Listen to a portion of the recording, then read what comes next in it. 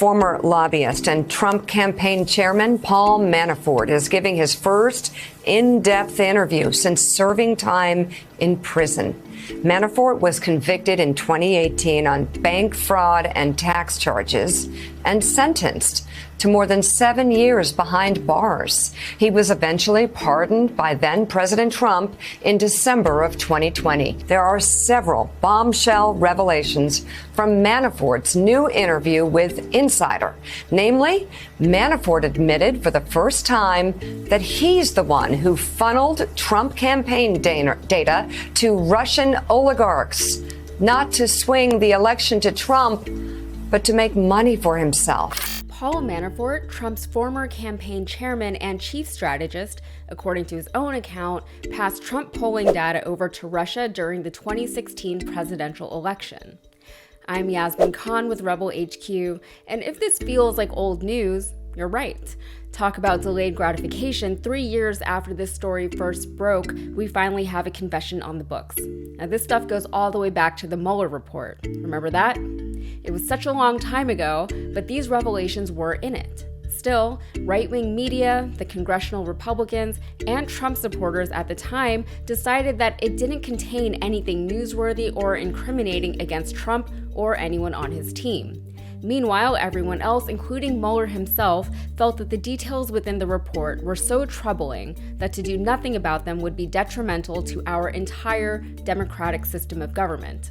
Not to put too fine a point on it, but we had evidence of election tampering and collusion with a foreign nation, and we did nothing about it. Trump said no collusion, and that was the end of it, at least as far as Republicans were concerned. But even before all of this came out, Manafort was already a shady character. For instance, months before the Mueller report came out, one of Manafort's accountants testified that she had knowingly falsified tax documents that either diminished or inflated Manafort's reported income, depending on whichever reaped him the most financial and tax benefits at any given time. For instance, she was instructed to characterize $900,000 worth of income as a loan instead, because the tax burden on that amount as income would have been too great.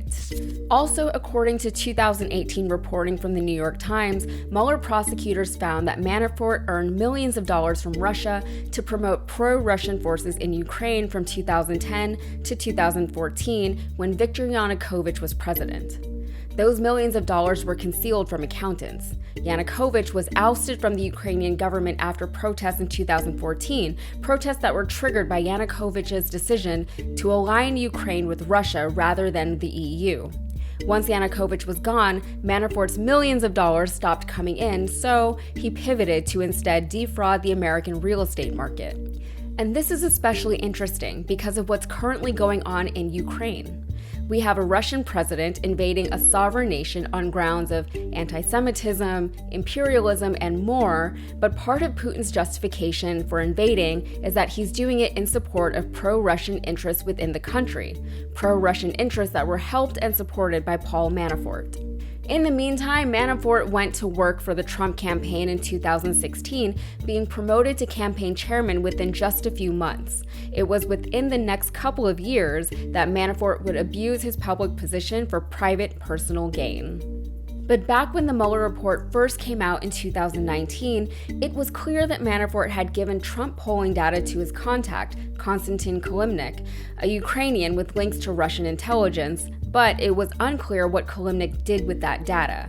It was later discovered that Kilimnik passed the data off to Russian intelligence as part of a larger effort to get Yanukovych back in power, which would have presumably resulted in more millions for Manafort. So why did he do it? Why did Paul Manafort attempt to bring down all of American democracy by colluding with a foreign government at the expense of his own? In his own words, quote, purely to make money. I'm not going to go into a rant about how capitalism is destroying the planet and crippling society, because that's not even a hot take anymore, although an argument can be made that it's not capitalism, it's greed that's a real problem. Sure. But what is capitalism if not the foundation of greed? Capitalism is all about growth. Anyone who's ever worked a retail job can tell you that. Every quarter, every year, growth. Bigger sales goals, bigger budgets, bigger launches, bigger headquarters. If your store doesn't make more in 1 year than it did the previous year, you're in trouble. And there's no ceiling. There's no point in which the resource expenditure is deemed too expensive to justify the cost. A moneyed interest will keep consuming until there's nothing left to consume, or until the additional consumption no longer results in additional growth. These entities keep growing and growing and growing until they either fail or become too big to fail. Manafort thought he was too big to fail, but not even a pardon from Trump has been able to absolve him of all of his guilt. Money, as a tangible manifestation of greed, can be an incredible force for evil, but money as a means of compassionate giving and distribution can do a lot of good, at least theoretically. However, as the pendulum swings between avarice and altruism, the swings to one side are far more violent, destructive, and newsworthy than the swings to the other. And greed is a force to be reckoned with on a global and historical scale. I don't have much confidence that we'll ever be rid of it. It's a timeless and personal thing that every individual who has ever lived has to want and be able to keep in check. And everyone will have different ideas on how and to what extent that should be done. But it's still a victory when unchecked greed is discovered, rooted out, and eventually prosecuted. Thanks so much for being here. Please like and subscribe if you got something out of this video, and please be sure to follow me over on Instagram and TikTok.